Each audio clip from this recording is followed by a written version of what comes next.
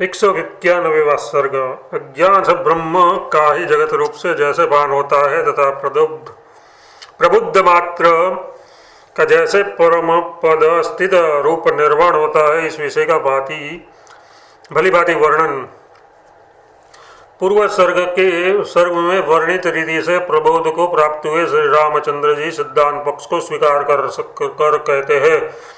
श्री रामचंद्र जी ने कहा, है मुनि नायक, ऐसी यदि बात है तो परम तत्व विवर्तभूत यह जगत सदा सर्व पदार्थात्मा ब्रह्म ही है। ये न कभी उदित होता है और न कभी नष्ट होता है। योक्तिक दृष्टि से जगदाकार दिखाई देने वाले ये भ्रांति मतलब विक्षेप शक्ति प्रधान अविद्या ही स्फुरित होती है। तद दृष्टि से तो वह भ्रांति भी है ही नहीं, केवल ब्रह्म सत्ता ही है।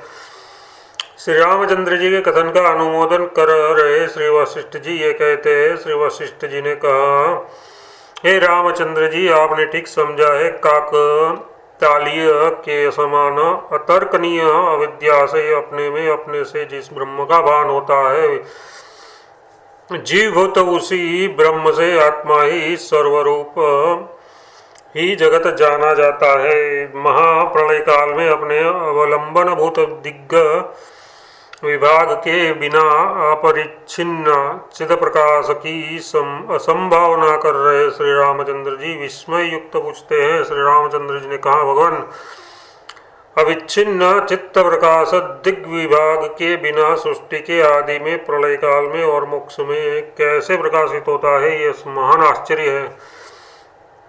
आलंबन रूप दीवार के बिना भला दीप प्रभा का कैसे भान होता है। भाव यह है कि आलंबन के बिना जैसे प्रभा की प्रथा का असंभव है, वैसे ही दिग्विभाग रूप आलंबन के बिना परमात्मा की भी प्रथा असंभाव्य है। अन्यत्र न देखे गए उदाहरण शून्य अत्यंत आश्चर्यभूत इसकी प्रमाणभूत के बल से संभावना करनी चाहिए। यो श्री वशिष्ठ जी संभावना करते हैं। श्री वशिष्ठ जी ने कहा, हे श्री रामचंद्र जी, ये इस प्रकार का यानी अत्यंत आश्चर्य रूपी है, क्योंकि विभू चिदात्माभृत सर्वव्यापक चिदानंद स्वरूप रूप रहित अद्भुत ऐसी श्रुति है और आश्चर्यमय पश्चिम कोई इसे आश्चर्य सा देखता है। यो भगवान का वाक्य है, तथापि असंभावना नहीं करनी चाहिए। अन्वयी और व्यतिरेक रूप से परीक्षा कर आप देखिए, क्योंकि वही चित्त रूप सूर्यादि प्रभा की भी प्रभा अंधकार काल में अपने से ही प्रथित होती रहती है। सूर्योदय होने के बाद प्रकाश आदि के साथ भी वही रहती है। सूर्यादि का प्रकाश भी दीवार आदि में निरपेक्ष स्वभाव वाला होकर दीवार में प्रकाशित सा होता है। उसकी प्रकाशता में दीवार का कोई हाथ नहीं है, बल्कि दीवार और दीवार का भासना उसकी स्वप्रकाशता के बल से ही होता है। प्रकाश की स्वसत्ता से ही दीवार की प्रतीति होती है। यहाँ वहाँ पर जैसे दीवार आदि के संबंध से पहले ये आकाश में प्रकाश दिखाई देता है, वैसे ही सृष्टि के आदि में और प्रलय में भी वक्ता श्रोता इस निर्विषय आत्मा को ही आप देखिए। इस तरह निरालंब चित्त की संभावना की स्थिति होने से वही सृष्टि के आदि में जगत के आकार से संपन्न हुए, ये आप संभावना कीजिए, ऐसा कहते हैं। इसलिए न दृष्टा है और न दृश्य ही है। दृष्टा दृश्य दर्शन आदि त्रिपुटी कुछ नहीं है, केवल निर्विकार चिदाकाशी है। चित्त प्रभा ही अपने से भित्ति मतलब मूर्त आलंबन तथा उसका भाषण आदि रूप धारण करती है। एक रूप ही चित्त की दृष्टा दृश्य दर्शन रूप त्रिपुटी स्वप्न आदि में भी प्रसिद्ध ही है, ऐसा कहते हैं। जैसे एक ही चित्त प्रभा स्वप्न आदि में दृष्टा दृश्य आदि त्रिपुटी रूप होती है, वैसे ही जागृत में भी एकमात्र रूप है। यह वह चित्ती दृष्टा दृश्य और दर्शन रूप त्रिपुटी को धारण कर विराजमान होती है, जिस सृष्टि काल में भासने योग्य पदार्थ बांधना भास त्रयी मतलब भाषिका स्वयं चित्त प्रभा ही है। उस सर्गादि में सृष्टि के तुल्य भास रही चित्त प्रभा ही विराजमान है। एक ही चित्त प्रभा दृष्टा दृश्य तथा दर्शन को जो त्रिपुटी रूप होकर सृष्टि के आदि में सृष्टि के सदस्य स्फुरित होती है। इसका चित्त का यही स्वभाव माया शक्ति है कि ये इस तरह दीप्यमान रूप में भाषित होती है। ये बात जागृत में ही नहीं अपितु स्वप्न संकल्प मनोराज्य और गंधर्व नगर में भी अनुभव में आती है। यानी वहाँ भी एक ही चित्ती दृष्टा दर्शन और दृश्य होकर स्फुरित होती है। प्रथम उदित हुई वह चित्त प्रभा इस प्रकार प्रकाशित होती है अपने चिदाकाश रूप में। चिदाकाश स्वरूपा ये जो इस जगत के रूप से भासती है। सृष्टि रूप से इसका जो ये आदि अंत शून्य भान है वही सृष्टिया है। अज्ञानियों को ही ये आश्चर्यवत मालूम होती है। हम ज्ञानियों का तो यह स्वभाव भूत ही है, आश्चर्यवत नहीं है, ऐसा कहते हैं। अज्ञानी लोगों को ही यह सृष्टि आश्चर्य के तुल्य प्रतीत होती है, किंतु हमारे सदस्य ज्ञानियों की दृष्टि में तो ये स्वभावभूत ब्रह्म रूपी है। क्योंकि कदाचित अकस्मात इस भाष्य भाषक भान रूप त्रिपुटी के हम लोगों की दृष्टि में प्रतिभात होने पर भी यह तत्वज्ञान के अनुसंधान से वह शीघ्र ही मिट जाती है। तत्वज्ञान का अनुसंधान कैसे होता है, इस प्रश्न पर तत्वज्ञान का अनुसंधान कहते हैं। उस समय सर्ग के आदि में न दृश्य था, न दर्शक था और न दर्शन ही था। मिथ्या ज्ञान के कारण ही जैसे स्थाणु में पुरुष की प्रतीति होती है, वैसे ही आत्मा में द्वैत का भान होने के कारण चित्त में भेद का भान होता है। सृष्टि के आदि में भाष्य आदि नहीं है। भाषक चिदात्मा तो अवश्य है। उस समय कारण का अभाव होने से केवल चिदाकाशी द्वैत के रूप में भासता है। भला बताइए तो सृष्टि के आदि में शुद्ध चेतन में वस्तुतः क्या कारण हो सकता है। पदार्थ दृष्टि के अभाव से चित्ती ही इस प्रकार जगत के रूप से प्रकाशित होती है। जो ये जगत का भान है ये न जागृत है, न सुसुप्ति है और न स्वप्न ही है, किंतु तुरीय चित्ती ही यों प्रकाशित होती है। दृश्य का कदापि संभव न होने से केवल ब्रह्म ही द्वैत के रूप से भासता है। जो चिदाकाश स्वरूप परमात्मा अजगतमय अपने ही स्वरूप को जगत जानता है, वही सृष्टि के आरंभ में इस प्रकार जगत के रूप से भासता है। जो ये जगत है वह परमात्मा ही है। शून्यता और आकाश के भेद विकल्प के विकास के समान जगत और परमात्मा का भेद विकल्प विकास अज्ञान विकसित है। वर्णित तत्वज्ञान के अनुसंधान प्रकार का संहार करते हैं। श्री रामचंद्र जी, मेरे द्वारा उपदिष्ट तत्वज्ञान के अनुसंधान के उपाय से तत्व का ज्ञान प्राप्त कर जब तक भूमिकाओं के परिपाक के क्रम से ये सुंदर अनुभव से युक्त हो दृढ़ नहीं हो जाता है, तब तक विकल्प मुक्त होकर पाषाण की तरह सकल व्यापारों को त्याग कर रहना चाहिए। अनादि संसार में बार बार भोगे हुए इस काल में वैराग्यवश त्यागे हुए बाह्य विषय का अज्ञानी को पुरुष द्वारा इसका भोग करो यो कहने पर भी ग्रहण नहीं करना चाहिए। 191वां सर्ग समाप्त। 192वां सर्ग। प्रबुद्ध हुए श्री रामचंद्र जी का अपने प्रबोध को श्री वशिष्ठ जी की शुभ सन्निधि में जैसा ये चिन्ह मात्र है वैसा विस्तार से कथन। सकल संदेहों की निवृत्ति होने से भली भांति बुद्ध हुए श्री रामचंद्र जी जैसे सोकर जागा हुआ पुरुष स्वप्न भ्रांति का स्मरण करता है, वैसे ही संसार भ्रांति का आश्चर्य रूप से स्मरण करते हुए कहते हैं। श्री रामचंद्र जी ने कहा, एक गुरुवर महान आश्चर्य है। हम लोग भी चिरकाल तक संसार रूप निःसीम आकाश में वर्तमान इस ब्रह्मांड के इस एक प्रदेश में एकमात्र आत्म तत्व से अपरिज्ञात होने के कारण भ्रांति में पड़े हैं। किंतु आत्मतत्व के परिज्ञात होने पर ये संपूर्ण जगत भ्रांति कुछ भी नहीं है, न तो ये कभी हुए, न है और न होगी। बृहदारण्यक वार्तिक में श्री सुरेश्वराचार्य ने कहा है, तत्त्वमसि यथार्थ तत्त्वमसि इत्यादि वेदांत वाक्यों के श्रवण मनन और निधिध्यासन से उत्पन्न सम्यक ज्ञान के तत्वबोध के जन्म मात्र से अपने कार्यभूत जगत के साथ अविद्या भ्रांति नहीं थी, न है और न भविष्य में होगी। ये सारा जगत शांत अवलंबन रहित विज्ञानानंद घन असीम कल्पना शून्य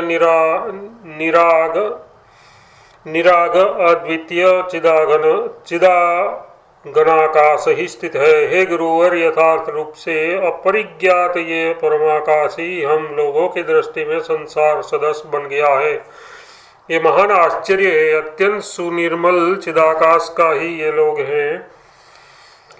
ये पर्वत है, इस प्रकार के द्वैत रूप से भान हुआ है। निर्मल परमाकाश ही निर्मल सा होकर द्वैत रूप से स्थित है। हे भगवान, सृष्टि के आदि में, परलोक आदि में, स्वप्न आदि में, काव्य रचना में तथा मनोराज्य आदि में चित्त का ही चैत्य की भांति भान होता है। अन्य दृश्य का कहाँ से संभव है। मैं नरक में स्थित हूँ अथवा स्वर्ग में स्थित हूँ, ऐसे यदि पुरुष को भ्रांति हो तो उस भ्रांति के कारण ही उनको नरक बंधन अथवा स्वर्ग बंधन प्राप्त होता है। अतः स्वर्ग या नरक रूप दृश्य संबित काल्पनिक ही है। न यह दृश्य है, न दृष्टा जीव है, न सृष्टि है, न जगत है, न चिदाभास है और न जागृत स्वप्न सुषुप्ति आदि है।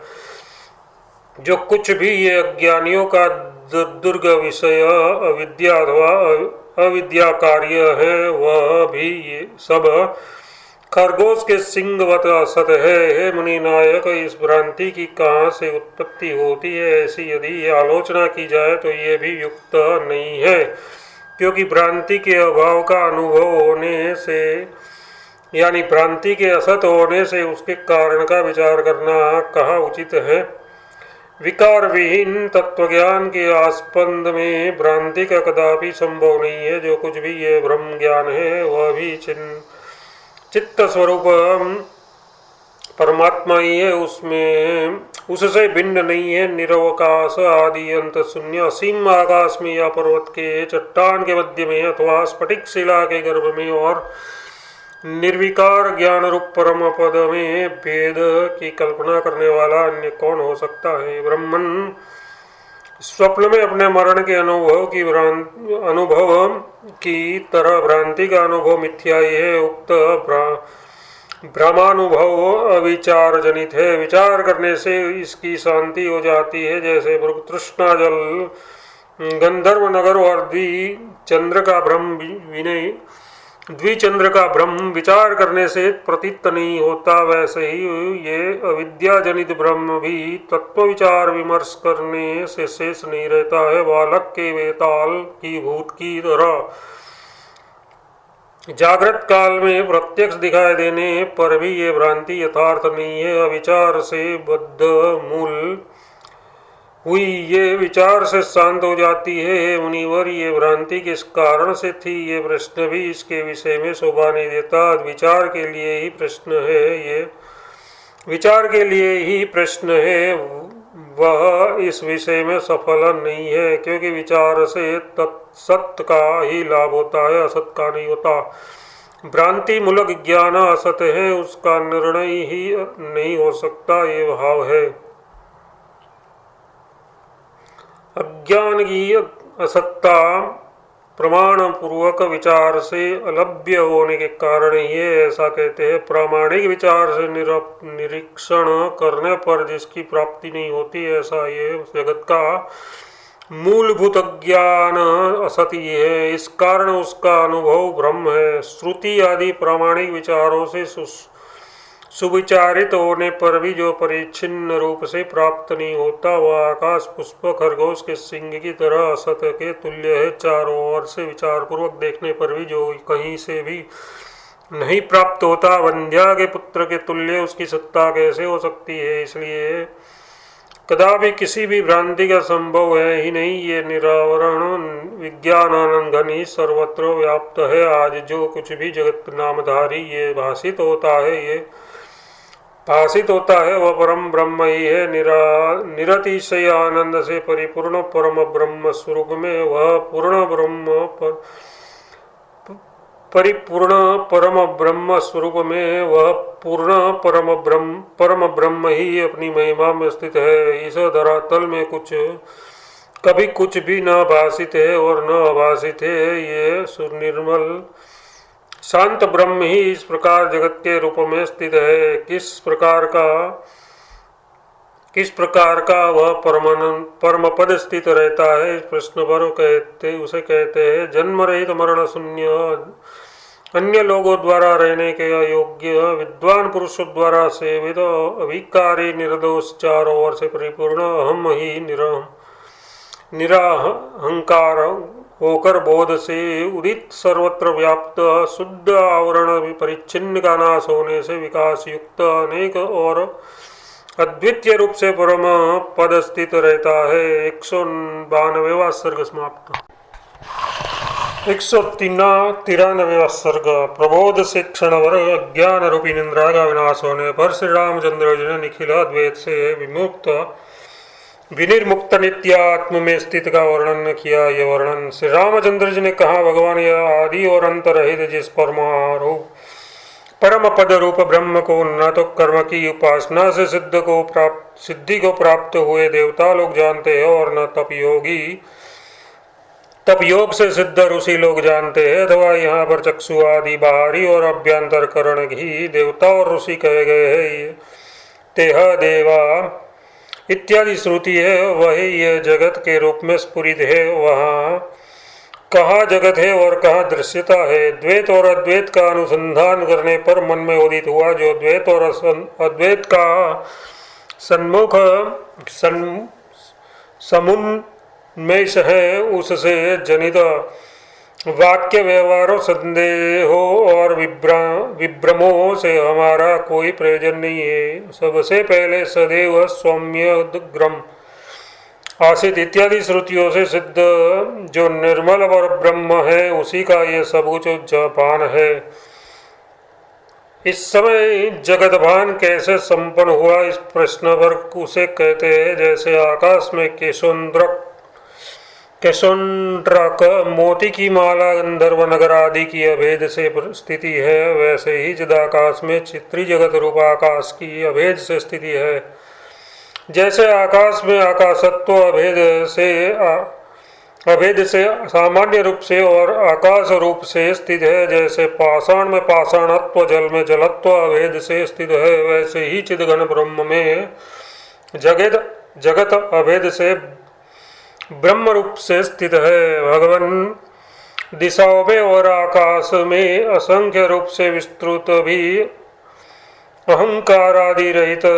अहंकार आदि सहित त्रिलोकी रूप दृश्यों को आप शांत आकाश रूप शून्यता से उदित माँ चेतन का उदय ही समझिए।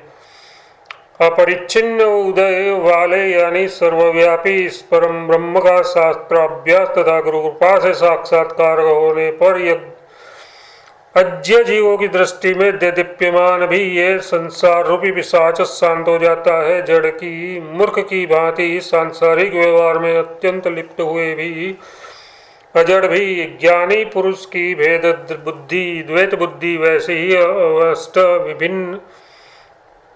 अवश्य विनष्ट हो जाती है, जैसे कि जल के अंदर तरंग नष्ट हो जाती है। आध्यात्मिक आदि देविक आदि त्रिविध संताप के कारणभूत अज्ञान रूपी सूर्य की सर्वदा के लिए कहीं विदा होने पर संसार सत्ता रूपी दिन सर्वदा दर्शन को प्राप्त हो जाता है, यानी लुप्त हो जाता है। वह मोक्ष सुख में विश्राम हेतु रात्रि का आगमन है। उत्पत्ति और विनाश युक्त कार्यों में जरा जन्म मरण आदि में तथा व्यवहार विक्षेपों में वेग से स्थित भी ज्ञानी पुरुष उसमें स्थित नहीं रहता। यह वास्तव में न अज्ञान है, न ब्रह्म है, न दुख है और न सुखोदय है। ज्ञान अज्ञान सुख दुख सर्व कुछ निर्मल ब्रह्म ही है, यथार्थ रूप से परिज्ञात ये सब कुछ निर्मल ब्रह्म ही है। हम तत्वज्ञानियों की दृष्टि में अपरिज्ञात ब्रह्मात्मक मतलब ब्रह्म विभिन्न कुछ नहीं है, यानी सब कुछ परिज्ञात होकर ब्रह्म रूप ही है। हे गुरुवर, आपकी कृपा से मैं प्रबुद्ध हो गया हूँ, मेरी सकल कुदृष्टियाँ शांत हो गई है। इस प्रकार का ज्ञानवान मैं त्रैलोक्य को शांत सकल अद्वैत विषमता शून्य चिदाकाश रूप देखता हूँ, भली भांति परिज्ञात ये सारा जगत केवल ब्रह्म ही है, न मैं पहले कोई दूसरा था और न इस समय कोई दूसरा हूँ। पहले मैं अज्ञातात्म मतलब जिससे अपने रूप को नहीं जाना ब्रह्म था, इस समय ज्ञात आत्मा में ब्रह्म ही स्थित है। जैसे शून्यत्व एकत्व तथा नीलता में आकाश एकमात्र है, वैसे ही एक अजर अमर ब्रह्म अपने से अतिरिक्त ज्ञान अज्ञान निर्वास शून्य है। इसलिए ज्ञान होने के कारण में निर्वाण रूप होकर स्थित हो। अज्ञान की निवृत्ति से ही सकल शंकाओं की निवृत्ति होने के कारण निशंक होकर स्थित हो। सकल अभिलाषाओं की निवृत्ति से मैं निष्प्रभ होकर स्थित हो।